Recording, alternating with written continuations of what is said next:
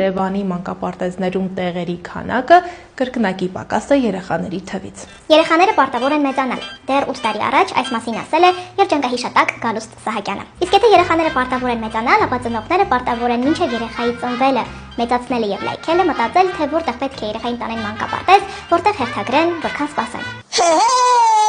Մենք պարզել ենք, որ եթե Երևանում 2-ից 6 տարեկան բոլոր երեխաները հերթագրվեն համայնքային մանկապարտեզ հաճախելու համար, ապա նրանց կեսին հերթը չի հասնելու, քանի որ Երևանի մանկապարտեզներում տեղերի քանակը կրկնակի պակաս է երեխաների թվից։ Խոսեմ թվերով։ Երևանի քաղաքապետարանի ենթակայության տակ գործում է 162 մանկապարտեզ, որտեղ կարող են նախադպրոցական կրթություն ստանալ մոտ 28000 երեխա։ Իսկ այժմ Երևանում 2-ից 6 տարեկան երեխաները մոտ 56000 են։ Մինչև 2030 թվականի զարգացման պետական ծրագրով ակնկալվում է, որ հանրապետությունում 3-ից 5 տարեկան երեխաների առնվազն 95%-ը մինչև 2030 թվականը պետք է ընդգրկված լինի նախադպրոցական կրթական հաստատություններում։ 2023 թվականի տվյալներով սակայն հանրապետությունում այդ թիվը 36.2% է, իսկ Երևանում մի փոքր ավելի՝ 46.4%։ Իսկ այսօրվա տվյալներով մինչև 2030 թվականը մեզ մնացել է 4 տարի 9 ամիս։ Ուզում ես պատուհանը բացեցու։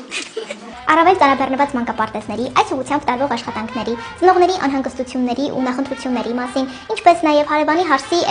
հարևան երկրի մայրաքաղաքի մանկապարտեզների տարողունակության մասին կարող եք կարդալ Infocom-ում հրապարակված հոդվածում, որի հղումը կարող եք գտնել նկարագրության բաժնում։